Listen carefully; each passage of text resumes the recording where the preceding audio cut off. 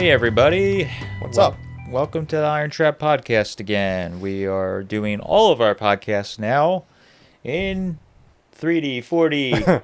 Beow, beow, beow, beow. You can see us, hear us, and on the ground you can probably hear Moon chewing on his bone. I'm sure he'll be annoying us after he's done in 5 minutes. Yeah, and I got some biscuits in my desk that he somehow caught me stashing in there, so he's probably going to be... I wish I had that on film because that was like watching someone commit a murder. Moon just stood at the door staring at you. Yeah, it was not good. So, anyways, you may hear him in the background. Just deal with it.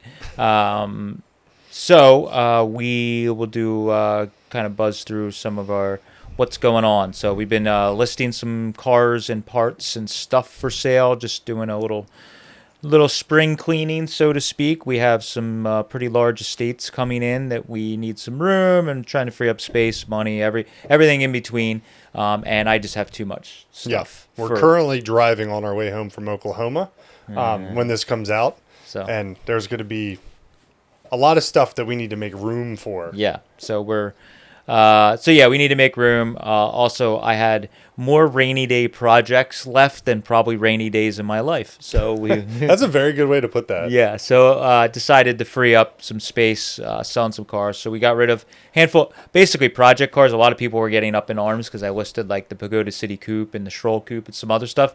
I really just we get emails like weekly from like, is this car for sale? Is this for sale? And I was like, well, if I just put all this different stuff that for the right price or the right person, I would sell, maybe you'll get the one thing. And as typical, I put like 7-10 different things up for sale. And I got emails. Is the Lincoln for sale? Is the sedan delivery for sale? Is the DeLorean Roadster? And I'm like, out of like 10 cars, of course people will pick the ones that aren't listed. And of course, no one asks about my car because it's the biggest piece of junk here.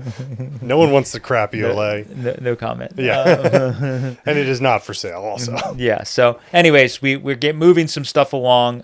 We still have the 32 3-window builder project, which we just took some much better photos of today that we will be putting up with a proper ad for just that. Yep. Basically, all the driver cars, luckily, have stayed. We've had a lot of interest, had some good offers, but some of the drivers, I'm being a little more like tough on my price because I don't really want to see them go. I more need to get rid of projects. Hi, Moon. So we still have all those. So for everybody that's getting upset, the Pagoda City Coupe is still here. Just drove it yesterday. Drove it yesterday, reminding me how much stuff I need to do for maintenance on it.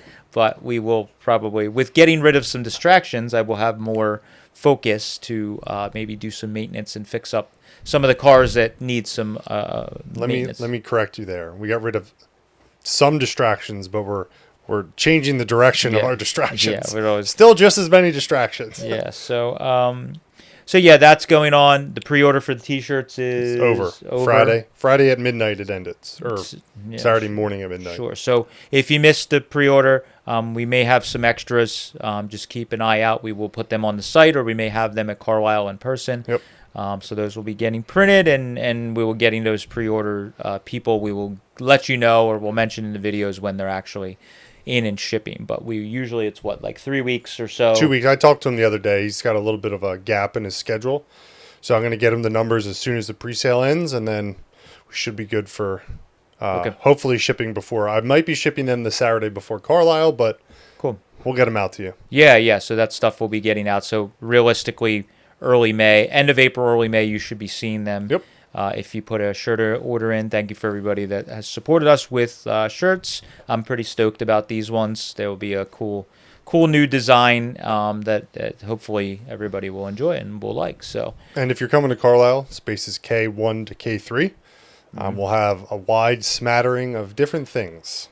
Yeah, a lot of early Ford stuff. I expect to have a lot of 35, 37 Ford pickup stuff. I probably will continue my spring cleaning, so I will probably bring a few items from my personal collection of duplicates of some good speed equipment type stuff. So if you are interested in some pretty, high test stuff, I might have a handful of things. We're not emptying the building up here. It's just like I've been walking around, and if I have 3 of the same thing or 2 of the same thing and I only really need one, we'll put it up. And the stuff we're getting in on this trip that we're coming home from, there'll be a lot of There's some NOS gauges I heard about. There's some tons of sheet metal. So we'll have a lot of sheet metal and body panel type stuff. But also, if you see anything in the videos, send us an email. We will deliver to Carlisle for pickup. So if you see something and you'd like to pick it up there, just let us know. Well, if you see something in general, yeah. We've been struggling a lot with people that are upset because they ask about something and it's sold. They didn't see the video for 2 weeks or a month, and they email us and it's like it's sold. So if you see a video and it just came out and it's something that you really want or you need, you better email us, because a lot of stuff sells. And we're not trying to do the hype. It's just how it works. Like if the first person that contacts us and wants to buy it, if we don't have to photograph it and put it on the website or pay eBay fees, we'd much rather sell it in a private sale immediately, and it saves us time. We treat it like a swap meet. First person with cash that's interested and makes a deal gets it. So you got to be a little proactive if you're looking for a desirable item. So watch the videos, hit us up, and we'll do our best to help you out. So I think that's pretty much it. I'm trying to buzz through some of this stuff. So today's topic, I'm trying to remind myself, is we're going to do, it's kind of a broad, I'm going to use it as a broad term. So top tips for finding, we get a lot of questions about this, finding a barn find or garage find. People in our videos quite often are like, I can't find anything in my area. This is fake, or I wish I had the luck like you did. We hear that quite often. I think all of our barn find videos have at least one comment says this was staged. Yeah. There's no way this car was found. Yeah, so a lot of this stuff is just people get down on the fact that people on YouTube post finding this stuff, and that'll never happen in my area. There's nothing like that around. And I've always said this, that pretty much every town or region in the United States, there are barn and garage finds all over of all type, whether it's early Fords, whether it's air-cooled Volkswagens, whether it's muscle cars, any of that stuff, old pickup trucks. It's everywhere. It's just you have to know, you have to hunt for it. That especially if you're in the area where we live, where there is winter and stuff is a little harder on the vehicles that sit outside. Most of the good stuff is not sitting outside. It's going to be hidden in barns and buildings and garages, and it takes a little more than the old days of just driving around and knocking on a door. Well, that is one of the things we'll talk about a little bit. It's not as easy to just spot it from the side of the road. So it's a balance, because it is a little bit easier because of the internet. It's a little bit easier to network, but there's people are a little bit less friendly than they used to be back in the day, a little bit. So it's easier but harder, but it just, you got to go out and do it. That's the biggest thing. Yeah, and we've talked about it in a bunch of our videos. There's been for instance, the one we're doing in Oklahoma this week. We did not get the lead from YouTube. The gentleman did not have a clue who I was until I already made the deal with him and everything was done. Did somebody then mention to him, like, oh, those guys, do this quite often? And he was like, I still don't even think he knows. And that actually happens more than people think. Yeah. So, we do get leads through the channel, but also we're also looking actively. Yeah. So this particular lead was publicly advertised for 8 months or maybe a year. I ignored it multiple times because we were putting the building up last year, and I didn't need any more distractions or monetary. I didn't need any more money going out with what we already had going on. So this one, I finally just broke down after watching the stuff not get sold for, a year, let's say, and just finally called the guy, and it was as good as I thought it was going to be. So. And also, a lot of times the ones that we find online, we follow up on, because sometimes there's just no photos. There's one photo. Yeah. So. Or people, I don't know why a lot of people like to, I don't know, I don't want to say waste time, but a lot of times there's people that will be interested in stuff and they kind of play games with these people selling 100%. collections, and we'll talk to them and they'll be like, this guy said he was interested and it was 6 months ago and he still hasn't come with a deposit or whatever. And it's just like, well, I'll be there tomorrow. I don't know what to tell you. So, or they, the person's pretending like they want to buy everything and that's what the seller wants to do, and then they show up and they're trying to just pick off the top, which is the opposite of what they're trying to do. So it's always, there's just a lot of stuff where people are, the buyers are being a little difficult, and it's hard for the sellers. What are you doing? Hey, do not. Ew, that thing's gross. You're going to need water soon, I'm sure. Is that good? Yeah. So we'll get into our tips. Don't mind Moon. That stare he just gave you, I was like, well, leave me alone. That's Moon. He's going to be gnawing on that grossly over there. So we got I don't know, there's 10, 12 tips. We'll see how long this takes, and we may cut some out. So one of them that has worked for us big time is becoming involved in your community or your local car scene, classic car scene, whatever whatever you want to say. So number one, become involved in your community. So if you live in a small, it doesn't even have to be a small town, just being involved in your community in general, not necessarily cars, just in general. So whether you're volunteering to do something, for your historical society or, your church or whatever it is, in your local, like for instance, my town has an antique car museum.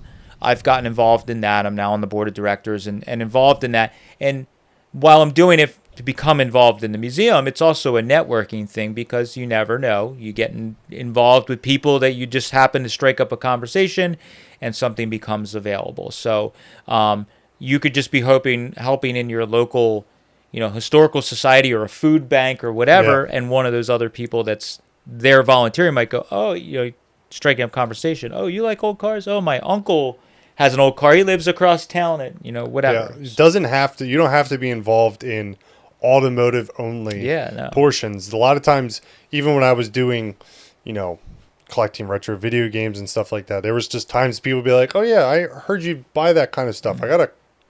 My mom has all the stuff from when I was a kid. It's like just mingling with just common folk, as we call it. They know you're the old car guy. They'll just be like, hey, have you ever met so-and-so across town? He's got a barn full of stuff. Yeah, so that stuff a lot. I mean, I think in this day and age, like Mike referenced, it's not quite as easy. People are much more private these days. Yeah. So it's not quite as easy to just, somebody tells you about the guy and you knock on his door. People just, whatever reason these days, are not nearly as friendly or as welcoming. So if you can come in a friendly manner where the lady you meet at church or the the food bank knows that person, they at least make that phone call and say, hey, I'm having Mike call you. He's a really good guy. Work with him at the food bank, blah, blah, blah. And then, at least you're going in there on a, friend of a friend type situation. And we've gotten leads like that too, of people that we know outside of the antique car hobby. They just know we're crazy people into old car stuff. And they're like, hey, I don't know. They know nothing of what's there. They just connect the two of us. And sometimes we go look at it and it's nothing we're absolutely interested in. Sometimes it's like, oh, it's a garage full of just parts even. Yeah. For instance, like Kate's parents, they go to a lot of the local, sportsmen's clubs and bars and different stuff in their area, and they just are involved, just mingle around in social environment. And her parents are in the 60 to 70-year-old range, the people they hang out with. And there's been a lot of times that I've gone to look at cars that where they were like, oh, my friend that I see at the one sportsman club every Friday, he has his old father's, Chevy Delivery. Yeah. And he said he'd be interested in maybe entertaining selling it. So we've gotten actually a handful of leads from stuff like that. So that's just your local community, even your local car scene, just going to cruise-ins, going to those events. People that are at those events a lot of times have more cars than what they're driving, and you just getting friendly with those people, you can sometimes get leads. So that's been a huge one. I've gotten a lot of really good parts leads from cruise-ins because people see me just showing up in the type of cars we have, and they go, oh, I know, my one buddy redid a 32 Ford and built a street rod. He's got a bunch of extra parts left over, and they don't even think about selling the stuff until they see you driving those cars. So. And the other thing I want to add with that is follow every lead. Yeah. Because people just identify stuff incorrectly. So they might be like, hey, he's got a barn full of Chevy stuff. They just may not know, or, there's one Chevy in there and they assume it's all Chevy. You every lead. We try our best to follow up on almost every lead that we get. get some basic information. Yeah, at least, or even if it's just a phone call, Yeah. or if it's in your town. I mean, what's just driving over and taking a look around? Take a look at it. So don't be afraid that this is all. A lot of the stuff we're going to echo is. I feel like nowadays, especially in our age group and younger, people are not good at conversations. That people, I don't know why, but social media and the world nowadays has created this weirdness that you're a weirdo if you start a conversation with a stranger. I don't know why. Like there's being a weirdo and a creep, and there's just like a friendly neighbor at the grocery store. You just go, hey, how you doing? Whatever. I see you're wearing a Ford hat. Oh, you have old Fords, So like, don't be afraid to start conversations at gas station, your church, the grocery store, normal places. So there's been times where, a guy has an old car, and it happens with me a lot. Like I'm driving an old car, I'm at the gas station. Somebody will just walk over from their normal car and just start asking me questions. Hey, that's a neat old car. What's the story? Is it your grandfather's? No, it's mine. I have a bunch of them. Oh, neat. What do you have? And sometimes these people don't know me, so they're trying to fish. We do the same thing. I see a guy driving something I don't know, and you just, hey, neat car, what's going on? And you just have a conversation. But, what like a diner's a really good one. A lot of older people hang out at diners and stuff like that. So you just, just sitting at the bar at a diner having eggs and a coffee, you start getting to talk to people and you hear the gossip in the local town. The waitresses at a diner a lot of times, they know all the old guys and they know who has old cars. Yeah, they got their finger on the pulse of the gossip going on. All the gossip of the local town.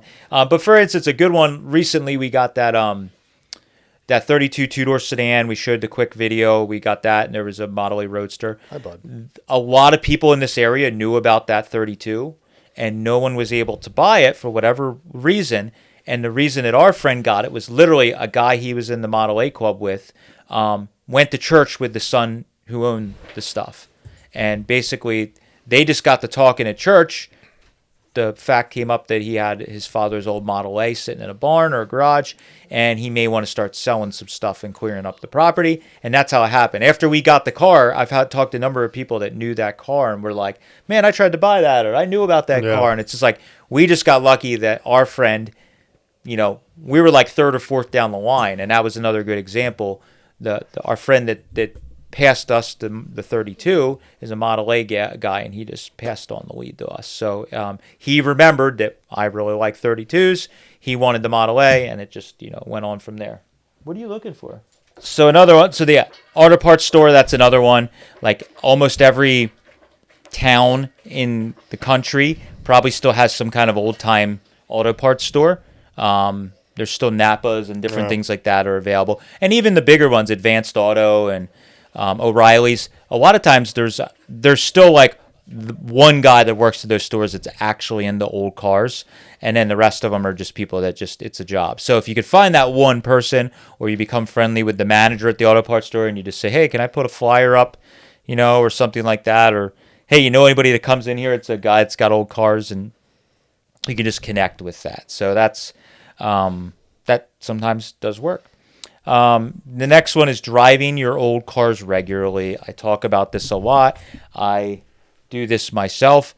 I drive my old cars like they're everyday cars. I take them out to run errands, to go get dinner, to get groceries, to run to the parts store. I just drive them like normal cars, where I feel like a lot of people nowadays with their antique or classic cars, they only drive it for the special event, or they drive it once a month to a car thing. Whatever you do, just drive them. Yeah. And what you'll find is, as you regularly drive them, people will start to notice you around your town or your neighborhood, and the word will get out. You'll meet a lot of new friends and people, and next thing you know, you're going to start getting people that I've had people literally just walk up to me. Oh, you're into old cars? My friend, XYZ, and insert story here. And my father used to have stuff like that. I still have his old Roadster, whatever it is.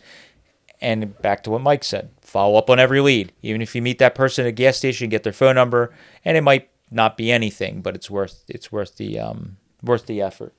This is a good one. Drive back roads or take the long way. Yeah, and I do that. My wife absolutely hates it, because if like we see something, actually it happened the other day when we were in Allentown. There's like 8 cars that have been sitting in Allentown in the city, like right in Center City, Allentown, and behind a chain link fence, there was a 37 sedan delivery, I think. Something like that. And, Caddy. There was like yeah. a Brougham or a Baritz or Yeah. something that was used to sit there. There's like 5 or 6 cars under this overhang chain link fence. They've been there forever. For a while, I was calling and trying to find the owner, and never. I think a lot of people were chasing, and they disappeared. Yeah, so we drove by the other day, and Karen, my wife, was like, "Oh yeah, they're gone." Never failed to tell me. By the way, I'm mad at you for not telling me.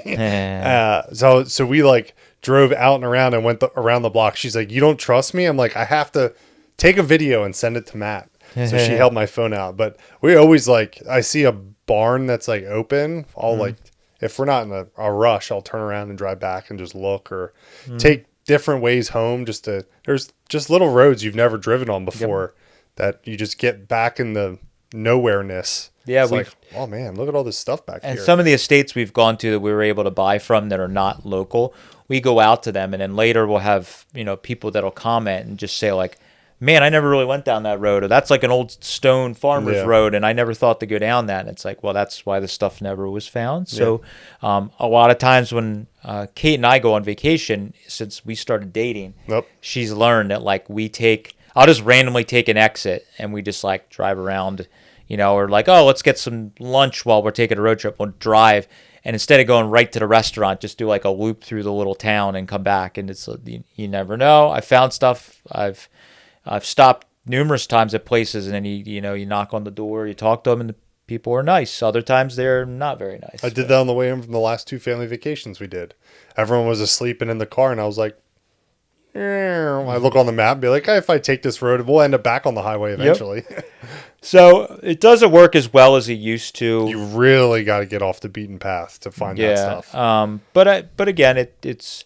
And you have to be okay with getting shut down. I mean, plenty of times you're going to stop, and a lot of times if it's something that's super obvious, that person's gotten hounded a million times to sell that thing that's in their front yard. So just understand they may not be friendly, and they might just like chase you off the property. It is what it is. As long as you come in friendly, and if there's a lot of no trespassing signs, you may not want to just go past that. Read the room. Yeah, you may want to not do that. But a lot of times what I find is if I'm driving past and I'm not from the area and the person is outside or someone is outside, at least then if you pull to the side of the road and say, hey, and wave, and they come over, and you can just say, hey, that's really neat. You got that, we're not from around here. Do you have, what's going on with the old cars? And they may shut you down. They may not. But driving back roads, I do that in old cars pretty much exclusively with old cars. I'm always driving not main roads because it's a lot more fun, and you can take it all in, and you're not,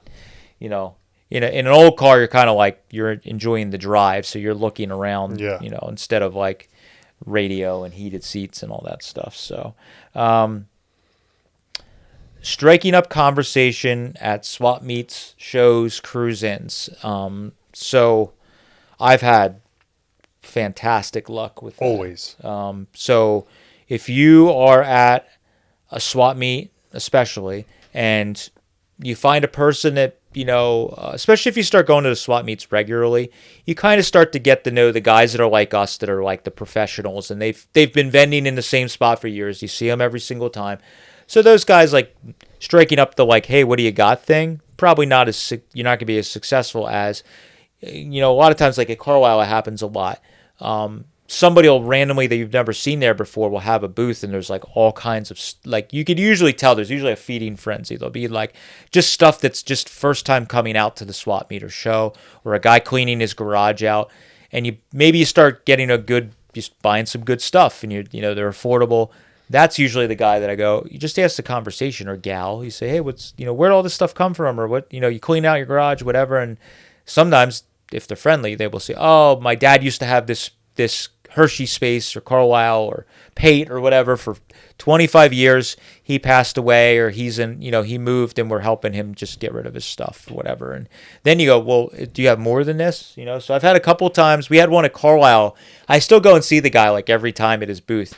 And, he had a bunch of really good smalls and whatever, and my buddy Nick and I were talking to him, and I think Nick even started asking him first, like, hey, you got anything back at home or whatever? And the guy goes, oh, I live 20 minutes from here. I got tons more stuff. I just haven't had a chance. My friend from Long Island passed away. I ended up getting all his extra parts out of his garage from the widow, and we're just been slowly selling the stuff off. We made a trip after that end of that day of Carlisle, went to the guy's place, and there was like kick-ass old Stuart Warner gauges and hot rod parts and 32 Roadster stuff. And still I go and see that guy, and sometimes every now and then he still has some stuff that's good, but we didn't know him from Adam. We spent a bunch of money with him. He could tell we were serious, and he invited us back to his place. So you can. And the other thing too, even if it's a vendor you see all the time, if you look in their booth and you see 132 part, or you just go up and ask them. Sometimes these dudes that do like muscle car stuff, they just don't think the old car stuff's worth anything. Or they have a friend. They'll be like, "Oh, my neighbor had 32s. He just had me bring it along to sell it." And then you find out there's more. It's even if you see them at swap meets all the time, it never hurts to ask. That's true, because like I know, like the one year there when I first started going to Rhinebeck, there was a guy I bought a lot of early Ford stuff from, and got to know him a couple years going. And then I started asking him, "Do you have this? Do you have that? Do you have a 32 grill? Do you have any speed equipment?" And the guy was like, "Well, I got that stuff at home, but it ain't cheap." And you go, "Well, whatever." And the guy wasn't real. He wasn't like, "Here's my phone number, come visit me." He was like, "Well, next year, come see me." Yeah. And swap meets are still old school like that. I came a year later to see the guy. He had been holding the 32 grill back, waiting for me to come around at the swap meet. And people were asking him, and he wouldn't sell the items because he had told me the year before he would bring the stuff. I've been on the other end of that so many times. Yeah. You walk up, you're like, "Oh shit!" And then the guy's like, some guy last year said he wanted one. I'm holding it for him. Yeah, it's like, dude, it's like Friday. Yep. The swap. Remember all the Don Montgomery books we missed out on at Macungie? A vendor had brought all these Don Montgomery all books, of them, and he was like, "Oh, a guy I was talking to like 6 months ago, or another show said he might be interested in them. Just come back in a day or so." And he said he would be here. And they were like $20 a piece. I know. It hurt so bad. And we came back like every day. And then finally, like the last day of the swap meet, he's like, "Oh, yeah, that guy came and picked them up." You're like, "No shit." Damn it. Yeah, but so that was a good example. It worked for that person. The person held it. So, sometimes asking, the person will bring it. It's having that conversation can. All of this comes back to just being not super abrasive and friendly. And a lot of times people read how you come at them, and sometimes they'll usually just talk. Yeah, and I found that a lot of the people that are professional resellers, they make it too much about business. I see a lot of guys that just run around the swap meet trying to buy all the deals, and they're very cut, dry, and transactional, where I've actually slowed down and I'm having the conversations. And that person that's running around boop, boop, boop, and hitting all the stuff might score some quick deals, but usually me having those conversations and making those relationships come later on, and you're playing the long game, and you get a better deal because that person you talk to at the swap meet for 10 years, every year, eventually they go, "You know what? Next year I'm going to bring some of the good stuff out. I'll let you check it out first," or whatever. So trying not to step on Moondog here. He's finally calmed down. And that goes into be persistent and not overbearing. 100%. I've seen it at any swap meet we go to. Dudes, sign guys. Dude, sign guys. There was someone, literally, there's a Carlisle group for vendors. There's sign guys posting a month ahead of time. "Is anyone bringing any signs? I'd like to buy them." And you look at the profile, it's the dudes that are like, as we're setting up, they stop 30 times and they ask, "Do you have any signs in there?" It's like, no. And if they do, they're more than you're going to want to pay anyway. Yeah. So being overbearing and being persistent are two different things. I know it took me a while when I first started doing this stuff to learn that if somebody doesn't want to sell something, you can actually turn them off even more if you're too pushy about it. So I have friends that are older friends in this area that I used to chase them trying to buy their car or whatever that's in a garage or a barn. And I quickly realized they don't want to sell it. They know that I'm interested, and all I can hope is that maybe when they do decide to sell it, that I might get a chance to buy it. But sometimes when you start being like ridiculously overbearing, but on the flip side, if you're too laid back, sometimes, you got to check in occasionally. Yeah, there's a very fine balance, and it's all about just reading the person. Yeah. If they seem annoyed with you, you back off a little bit, but you still have to keep a little, not pressure, but keep the conversation going. Just check in with them. Yeah. I mean, if you let 10 years go by and you haven't asked about the thing or the car, then there's a chance something's going to happen. But like, if every time you see somebody, the first word that's to come out of your mouth, hey, you want to sell me the XYZ yet? It's like that gets old. I've already started to come across that myself with people that want to buy stuff of my own that's All the time. that's not necessarily for sale, and they start getting, a little too pushy. And sometimes it'll make the person not want to sell you it on purpose because you're a pain in the butt. Oh, yeah. So it just being persistent is good. Checking with the person occasionally, bringing it up casually in conversation is great. But just being that kind of pushy, aggressive person. And you also need to back up your words. So if you're super persistent about buying a car, you better be prepared to buy the car. So if the person, if you're being all persistent, you better be ready to buy it. So if they go to offer it to you for sale and you go, oh, you wanted like actual money, like this $20,000 car, I only wanted to pay $500. Yeah. It's like, well, be realistic, So persistent, not overbearing. If there's a car that's sitting in a garage, a barn, checking in once in a while. There's stuff in my area that occasionally I'm driving my hot rod or car on a back road. I'll just, if I see the garage doors open, swing in with the old car. Just, hey, how you been? Just checking in. I'll take in my, just got this car on the road, take it for a drive. And the person walks out, checks it out. Be friendly. Don't be a shitbag like that. I think that's kind of a general consensus in life in general. Yes.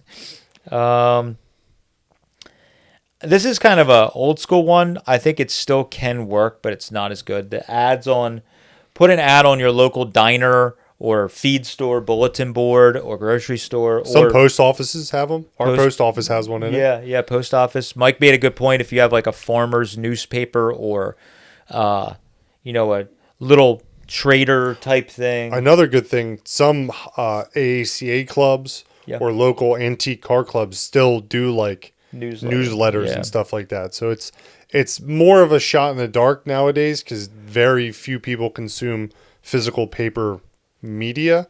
But if it's $1 to run an ad, what's a couple bucks to try? And read those publications. Oh, 100%. And check the news, the bulletin boards, because my 33.3 window was an ad in a farmer's newspaper that comes out weekly, and I don't even read it. One of the older guys I'm friends with in the area, he reads it and he gave it to me. But like, how much stuff have I missed by not looking at those? Because and since that newspaper and finding that car, that same friend has called me occasionally, like, oh, there's a Model T for sale, there's a Model A XYZ, there's a sedan delivery, and that may just be more our area because there's a lot of old time farmers. I think any rural area in the United States, there's probably a similar publication or newspaper or something, whatever. It's just smaller than it used to be. But I think it doesn't hurt anything to check those things occasionally. Persistence. Yeah. Craigslist, Facebook Marketplace. Even eBay's a giant thing, but deals still pop up on eBay every single day. And Marketplace, you see the same idea as like the driving around looking for, barn finds. Marketplace, sometimes you see stuff for a person. I've seen where people are advertising stuff that looks like they might, or you see the photo of something they're selling and you could tell it's like a massive barn full of junk, and you're like, or there's something like that Model A Roadster when we sold it. Yeah. I put it on Facebook Marketplace and I got a dozen messages asking about the 32 5 window sitting behind it. Well, slightly annoying on our part. You can't be mad at people for their persistence, because it's like, hey, it's in the background. It doesn't hurt if you don't ask. If you don't ask, you don't know. So just, again, persistence and being a jerk are two different things. One that used to work a lot for me, and I don't do it as much anymore just from time, but going to local farm auctions, estate sales, stuff like that, going to those sales and auctions, you're going to meet a lot of people that are collectors and hoarders and have a lot of stuff. So when I used to go to a lot of the local farm auctions and estate auctions, I got to know the locals and the old guys that would go to those sales, and you get to talking to them, and they're like, oh, I got, you're just standing shoulder to shoulder with them when they're auctioning an antique car, and they go, oh, that's way too expensive. I got 3 of them in my garage that are nicer than that. Oh yeah, what do you got? And you start and you get to know them and you get a relationship. So like going to the places where the collectors hang out, collectors, hoarders, enthusiasts, We'll read between the lines. whatever you want to do. There's always the local flea market or whatever. Like we have a local flea market that's next to us. It's an outdoor flea market. It's every during the warm months, the place is packed. You will notice a pattern of buyers and sellers that are there every week. You get to know them. You start seeing the kind of stuff they're into. You get talking to them. And it doesn't always lead into, you're not going to talk to a guy the first time he meets you. And he goes, oh, yeah, come over and buy my barn find Corvette. Yeah. But you build that relationship. You get the network. They feel you out. And eventually it does sometimes work. It's networking, but the old school way, person to person. Yeah. I mean, it's you have to be in this for the long run for some of this barn find, garage find stuff because it doesn't happen overnight. It's not nearly as. Can I put my feet down now? Thank you. So another one, we've done this when traveling, checking in at old properties with old stuff laying around, even if there isn't cars visibles. So you kind of know the kind of stuff a car person likes. So you're going to see porcelain signs or old gas pumps or even just an old farm property when there's like broke down farm stuff everywhere.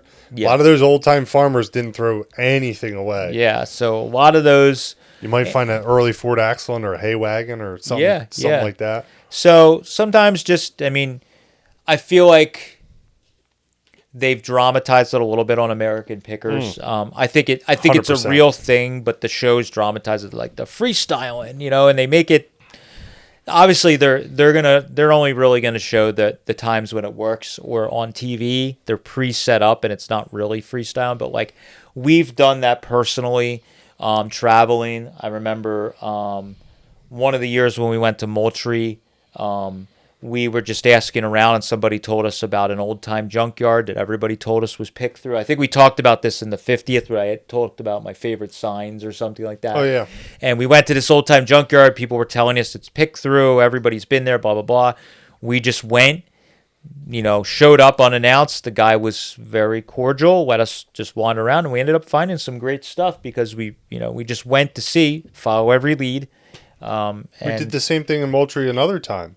Remember we went driving on back roads looking for old junkyards, and we found that one where there was like shit way out in the field, and then they took us to their school down the street. Yeah, we totally just they just there was it was like an old time junkyard private type deal, and there was all kinds of neat stuff. And there was some old stuff, but it was like way in the we back. Walked way to the back of the yard, and it was there a very trees growing through it and shit. Right. I totally forgot about that junkyard till literally just now. There was some neat 60s and 70s Ford pickups there. Yeah, there's some earlier pickups too, but they were totally gone. They've been there since the 50s. Yeah. So we've had a lot of experiences with just driving around and you see something that looks like it might be interesting.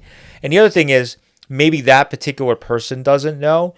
But no, I don't have any old car stuff laying around, blah, blah, blah. This is just old farm stuff. And, you can just say, well, do you know any guys in the area that have old cars or into old Fords or antique cars? And, you never know. They might tell you about a person that has a neat collection. And maybe it's not for sale, but you go to see some neat stuff. We had that happen in North Carolina. We bought some of that 34 four-door body. Oh, yeah. And we bought a bunch of 34 stuff, and it was okay stuff. I mean, I'm not saying it wasn't through the roof amazing, but it was a bunch of 34 stuff. And we're there, and the son who was selling us the stuff goes, hey, I know a guy that my dad was friends with that's got a crazy collection of neat stuff. He's got a private museum and this and that, and he used to run around with Carpenter and this and that. He takes us there. We meet the gentleman, takes us there, and because we came in a friendly manner, his property you never would have known because it was up on a hill and everything was inside. We get there and the guy's super friendly, and after we look at his collection, boom, he's like, oh yeah, I'll sell some stuff. I was thinking about taking a bunch of stuff to Hershey this year. We bought better stuff at that guy's place than we bought at the other place as far as high test stuff goes. And super great guy. Now we're friends with him. We see him every year at Hershey. I chat with the guy and we're friendly with him. It's that was a good example. We didn't know the guy before the trip. Just having those conversations, and it leads to maybe 2 or 3 people down the line to get to the spot where you want to be. And you're able to buy something. So looking around and seeing if there's stuff, definitely works. And that junkyard that Matt referenced at the beginning that you found the sign at, we actually found that junkyard because we stopped at a more modern junkyard and just asked. We're like, you guys... that's one of our tips here. Is it? Yeah, it was one. Well, we'll just go right into that one. So it's like stopping and asking at old time junkyards or scrap metal guys. Yeah, that we've used that trick. I remember one of our first trips together. We went to visit our buddy Clint when he lived in New England, and we were just kind of like, he knew of some old stuff around, and we were just like, looking for an excuse to go on an adventure. So we went that trip. We literally had nothing planned, nothing at all. So we went up, stayed with him, and we were just going to drive around, look for neat old stuff, and we were like, I don't know what to do. So we just like started stopping in at old junkyards and asking around, and we went to this one and that one, and then he told us about one. He's like, I'll drive you by this one, but the guy, I've never been able to get in. He's a jerk. It's the new owner, blah blah blah. We're driving by and the guy's like outside milling around, and I'm like, stop. He's like, that guy's a dick. He every time I stop, he won't let me in. And our friend Clint's a little younger. He's into Volkswagens and German cars, and sometimes these old timers are standoffish about people. Clint's also a little standoffish too. Yeah, he's not as smooth about stuff. He's probably getting better in his older age. Definitely. And I've run into that myself. You just look like a shithead kid. I still look like that, and they don't want to give you the time of day. So you have to learn how to talk the talk. So we went to this old junkyard. The guy was outside. I walked up straight away. Just was like, hey, how's it going? I'm just interested in, old stuff.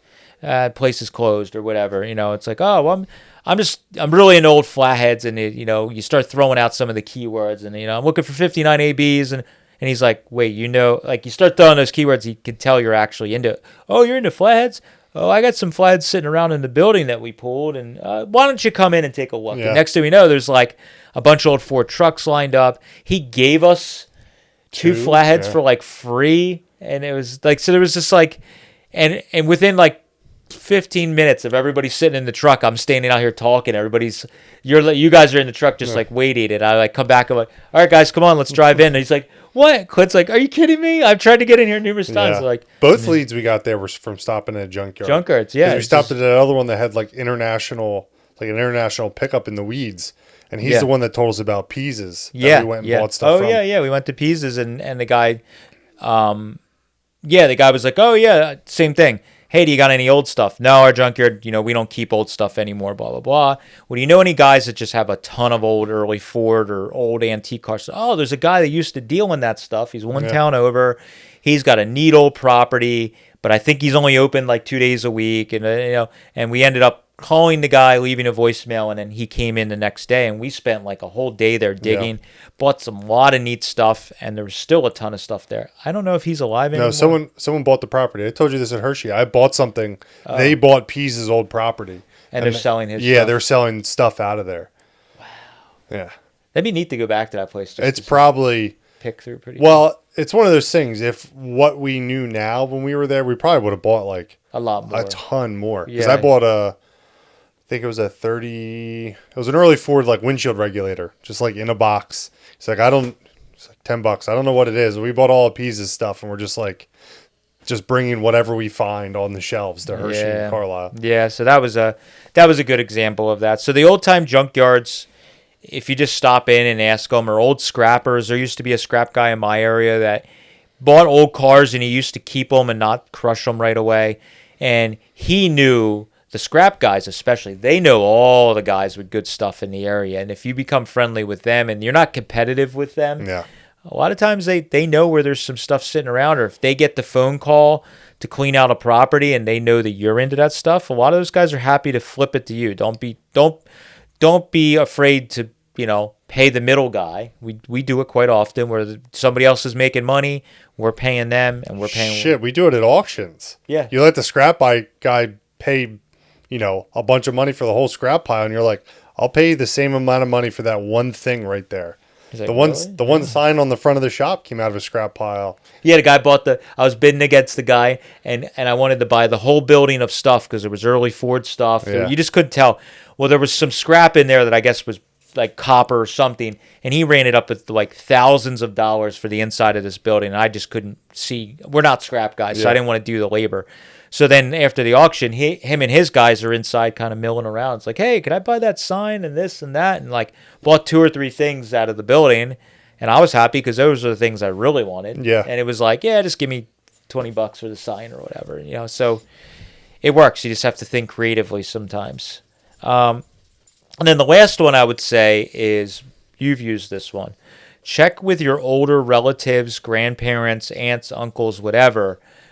Even if they don't seem like they're into cars, a lot of older people have lived many lives. Oh, yeah. And, I mean, you could talk about it. Yeah, I mean, my grandfather was really big into early Fords and racing and all that stuff. But I knew the later half of him really into Chevys. So as we started this business, I just strike up conversations for him to try and remember. And he gave us a lead on a local guy that he knew. We we didn't buy. I don't think we bought anything there, did we? Bought that Auburn dash, man. We bought a ton of it. We bought like a pickup truck load of stuff. That's right. I forgot about that. We bought like a 38 cab over grill. And there was like some grills in that one shed. Like we.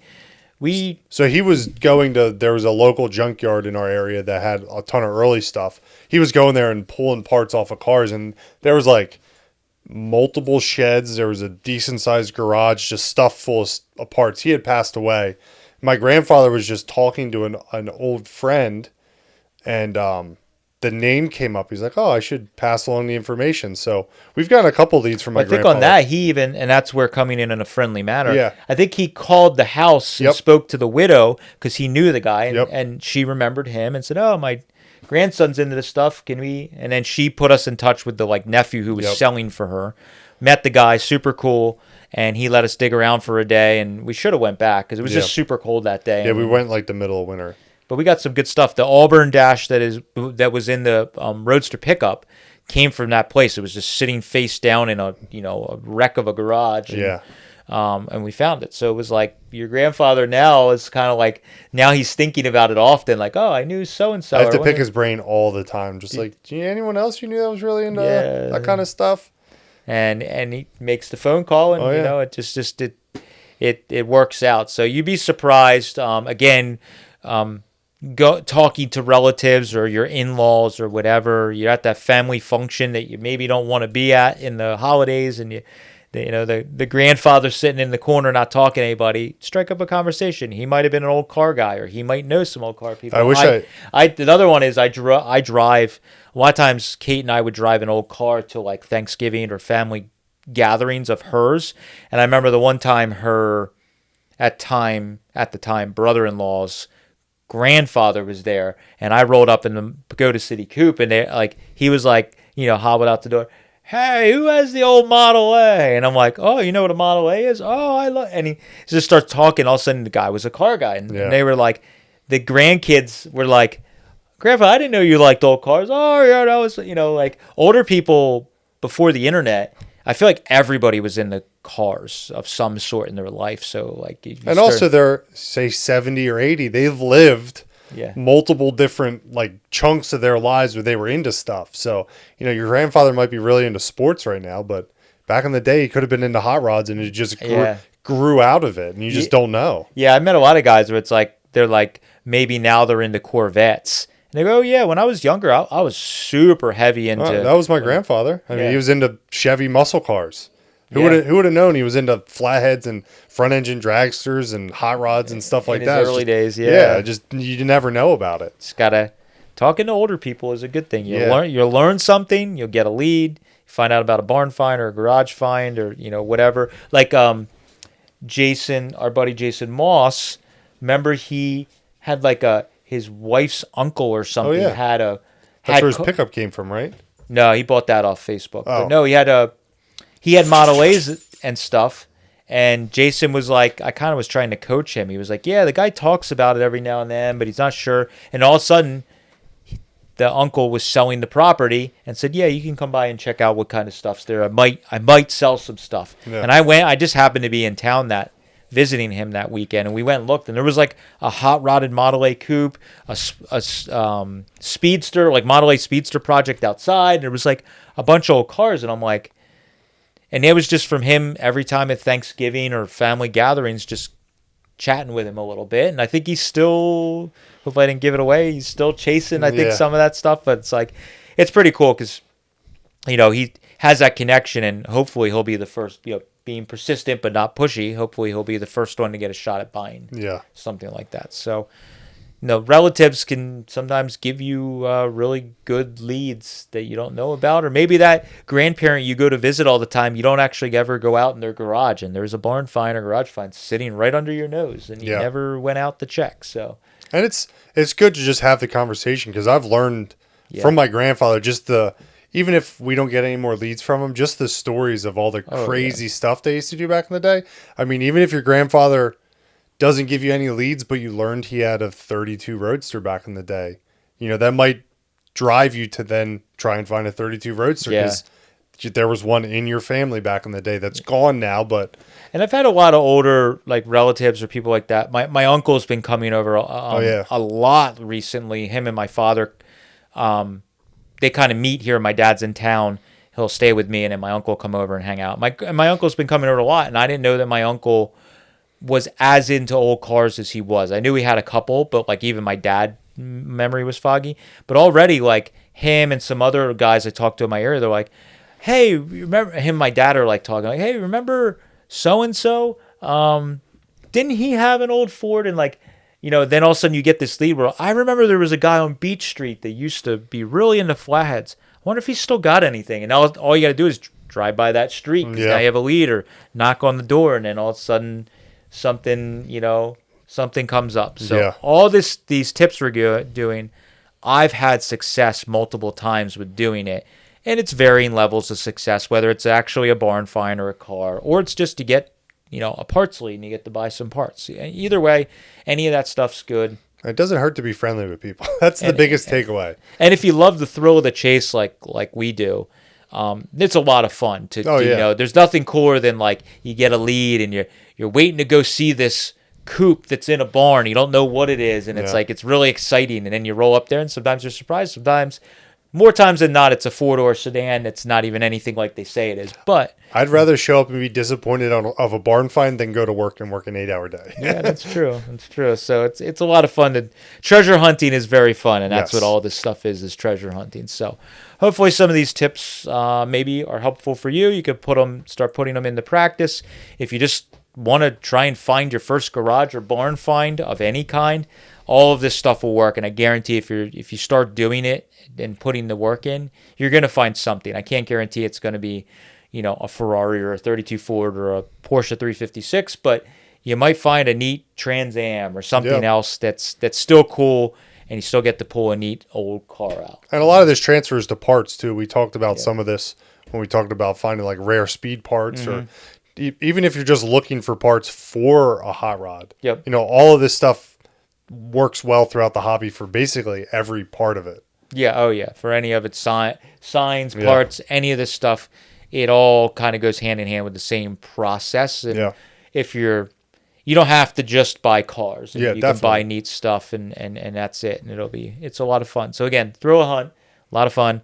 Hopefully it maybe gives you a little kick in the butt to check in on that property that you think there's an old car in, and see if you can find something. And we love hearing the emails from people, or messages from people that are like, oh man, I saw your channel. I started, you know, I've been chasing this car forever. Check out this thing we found. And like, we don't need to find everything. I'm super psyched when somebody else, even if it's something I'm into, sends us a message, like a local guy here that I see it's just bought a 32.5 window that's old hot rod. It's been sitting in a garage forever. We didn't get to buy it. I was just super happy when I saw him. He's showing me the photos of it. I'm like stoked for him. He's going to make some money on the car, but like just for me to see the stuff still out there is just as exciting. Yeah, it's being saved and not destroyed. Yeah, so if you're watching this on YouTube, you can comment below. So if you have something that you've found, or a barn find, or a little tip you have, feel free to share it below. We'd love to hear that. It's always fun in the comments to hear And if you'd like being able to see us visually, let us know. You know, there's not going to be anything added on top of this. It's just an hour-ish of us, of our ugly mugs and Moon popping in and out. So if you enjoy this, let us know, and we'll continue filming every episode. Yep. So thank you guys for following along, listening, and watching the podcast. And make sure if you're on the podcast platform, definitely give us a subscription on that, and maybe drop us a comment or a review. Yeah. It helps our podcast continue to grow and gives us reasoning to continue to do this. So thank you guys for listening. Catch you later.